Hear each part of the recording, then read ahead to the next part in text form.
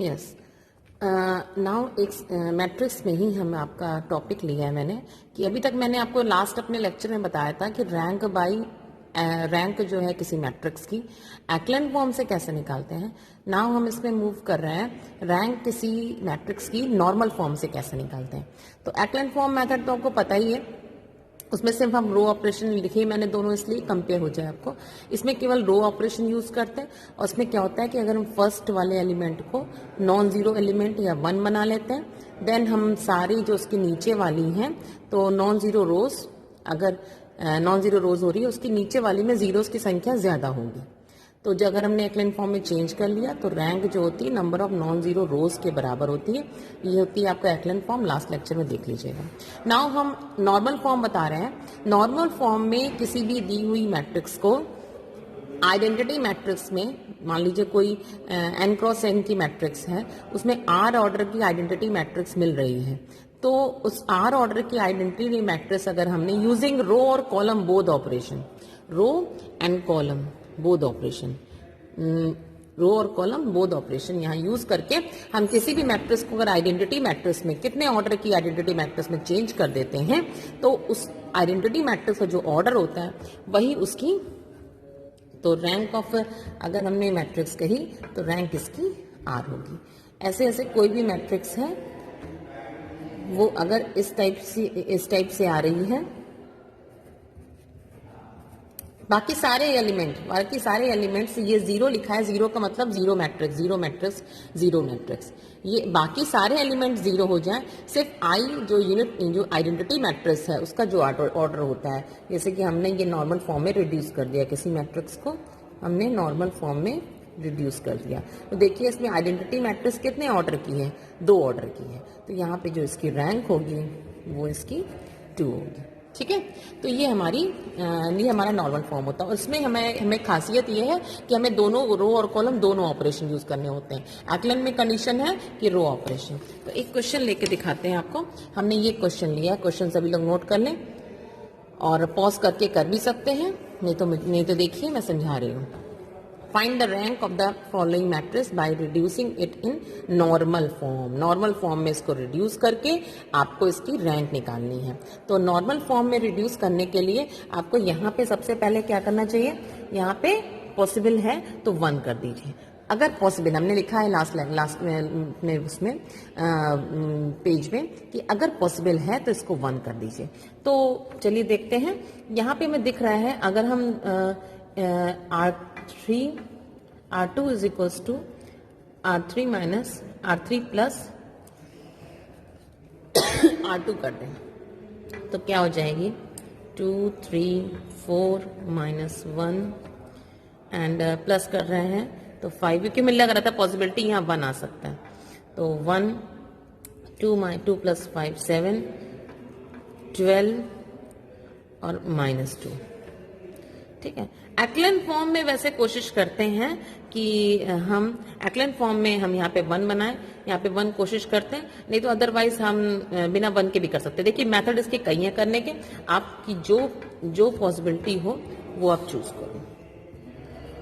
Okay, हमने क्या किया है, इन दोनों को प्लस कर दिया है। R2 is equal to R2 plus जो पहले लिखते हैं, ठीक है, R2 is equal to R2 plus R3 किया है, तो 1 हो गया, 7 हो गया, 12 हो गया, -2 हो गया।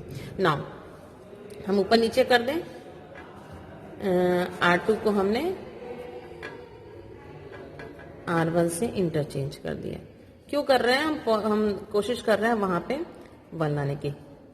बाकी आपके पास में कई तरीके हैं, आप नंबर ऑफ ऑपरेशंस इसमें रिड्यूस भी कर सकते हैं। अब यहाँ से देखिए R2 is equal to R2 minus 2R1 लग रहा है और R3 is equal to R3 plus 4R1 लग रहा है, तो हमें यहाँ पे 0 मिल जाएंगे। 1 7 12 -2 और 2 से मल्टीप्लाई करें, आप पेंसिल से भी लिख सकते हैं। ठीक है, रो कॉलम दोनों यूज कर सकते हैं इसलिए और जल्दी हो जाएगा। 2 - 2 0, 3 - 14, 3 - 14 -11, 4 - 24 minus का 20 माइनस 4 माइनस है ना, -1 + 3, -1 और +3 हो गया 2। नाउ 4 से मल्टीप्लाई करा इसको हमने, 7 को 28, 4 से मल्टीप्लाई किया 5 को 48, 4 से मल्टीप्लाई किया, ठीक है, और दोनों को जोड़ दिया, 0 8 5 13, ठीक है, 8 2 10, 4 1 5 1 6, तो 10 6 जोड़ दिया, ठीक है ना। ये हमें दिख रहा है कि अगर हम इसको यहाँ पे 2 चेक कर लीजिए, 2 हमने सही किया है, क्या है 2 से पहले 2 से मल्टीप्लाई हुआ था तो 2 माइनस का 4 हुआ था, माइनस का 4 होने में चेक कर लीजिए भाई, ओके ये करेक्शन है, यहाँ पे 3 होगा, आप चेक करके देख सकते हैं। ओके नाउ ये आपको दिख रहा है कि अगर इसको हम 11 से अगर इसको हम 3 से मल्टीप्लाई कर दें और जोड़ दें, मतलब कि तो यहाँ 0 हो सकता है, तो R3 इज इक्वल टू क्या हो जाएगा, R3 + 3 टाइम्स R2। देखिए सबका अपना अपना वे स्टाइल है करने का, हम पहले सब पूरा रो ऑपरेशन से रिड्यूस करते हैं देन करते हैं। 3 से आपने इसमें मल्टीप्लाई किया तो ये -33 हो जाएगा, ये -60 हो जाएगा और ये 9 हो जाएगा, देखिए सेम मिल रहा है आपको, ओके। और जब आप इसको ऐड करोगे तो ये तो वैसे ही रहेगी, क्योंकि चेंज कौन होती है, R3 होती है, ठीक है। जब आपको यहाँ पे मिल गया, फिर जब आप ऐड करोगे यू विल गेट 33 0 0 0, ओके ना। अब आप देखिए ध्यान से, आपने सिर्फ रो ऑपरेशन यूज करे हैं, तो कह सकते हैं कि ये आपकी रिड्यूस हो गई है एक्लेन फॉर्म में, ये आपकी एक्लेन में रिड्यूस, इससे ज्यादा रिड्यूस नहीं हो सकता। एक 0 फर्स्ट एलिमेंट जो कि पॉसिबिलिटी है कि 1 कर दिया हमने और बाकी 0 हुआ है, यहाँ पे 0 की संख्या ज्यादा है, दिस इज एन एक्लेन फॉर्म, तो हम कह सकते हैं इसकी रैंक 2 है। लेकिन हमें क्वेश्चन में कहा गया है इसकी नॉर्मल फॉर्म में रिड्यूस करना है, ओके। यहाँ से हम इसकी रैंक 2 बोल सकते हैं क्योंकि नंबर ऑफ नॉन जीरो रोज इसमें 2 है। लेकिन अगर आपको इसको नॉर्मल फॉर्म में रिड्यूस करना है तो इसमें आइडेंटिटी मैट्रिक्स इसमें सिर्फ 1 या 0 होने चाहिए, तो मतलब पूरी मैट्रिक्स में 1 या 0 ना। अब हम क्या इसमें हमें कॉलम ऑपरेशन भी हम यूज कर सकते हैं, आप यूज कर सकते हैं कॉलम में। जैसे कि हमको एक दिख रहा है कि अगर हम इस वाली ये कॉलम है और ये कॉलम है, इस कॉलम को अगर हम 7 से मल्टीप्लाई करके घटा दें, मतलब कि C2 is equal to C2 - 7 C1 कर दें, ठीक है। 7 C1 करेंगे तो ऐसी सेम हेयर यहाँ भी 0 हो सकता है, यहाँ भी 0 हो सकता है, यहाँ भी 0, यहाँ तीनों जगह 0 हो सकता है। क्या क्या लगा दें, ऐसे ही हम लगा से C3 is equal to C3 - 12 C1, और ऐसे ही लगा सकते हैं हम C3 is equal to C3 + 2 C1। तो यहाँ पे तो 0 0 तो कोई चेंज नहीं होगा, यहाँ 7 से मल्टीप्लाई करेंगे तो घटाएंगे तो 0 मिल जाएगा, ये 11 ही रहेगा, ओके। ऐसे यहाँ भी 0 मिल जाएगा, ये ऐसे ही रहेगा। आप कोई भी यूज कर सकते हैं, ओके। नाउ ऐसे ये भी 0 हो सकता है, कैसे, इसको अगर हम 3 से डिवाइड कर दें, C2 को अगर हम 3 से डिवाइड कर दें तो हेयर दिस विल बी 1। तो अगर हमने क्या किया, C2 is equal to C2/3, तो ये मैट्रिक्स क्या हो जाएगी, 1 0 0 0 -11/3 -20/3 और 1 0 0 0 0,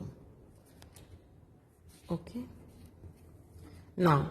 ये आपका इससे कनेक्ट होकर के 0 बना सकते हैं और इसको इससे कनेक्ट करके 0 बना सकते हैं।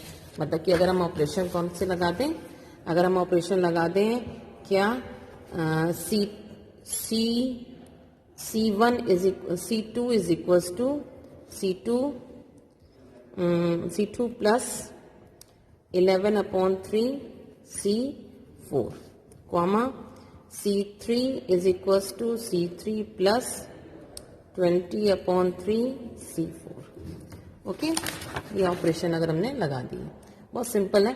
तो यहाँ पे और यहाँ पे दोनों जगह जीरो हो जाएगा। तो नाउ इक्वेशन किस में रिड्यूस हो जाएगी, 1 0 0 0 0 0 0 0। ये ऑपरेशन आप लोग लगाइएगा इस मैट्रिक्स, इस वाली मैट्रिक्स में, you will get this 0 1 0। Okay, अब देखिए सब जगह आपको 0 0 मिल गया, 0 और 1 मिल रहा है। अगर आप इसको और इसको इंटरचेंज कर दीजिए, इंटरचेंज नहीं सॉरी, इनको साथ में लिख दीजिए, मतलब कि 1 0 0 ये लिखी, इसको इससे इंटरचेंज कर दीजिए। मतलब कि आपने क्या किया, C3 को इंटरचेंज कर दिया C2 को इंटरचेंज कर दिया C4 से, C4 इधर आ जाएगी। तो 0 1 0 एक साथ लिखने के लिए।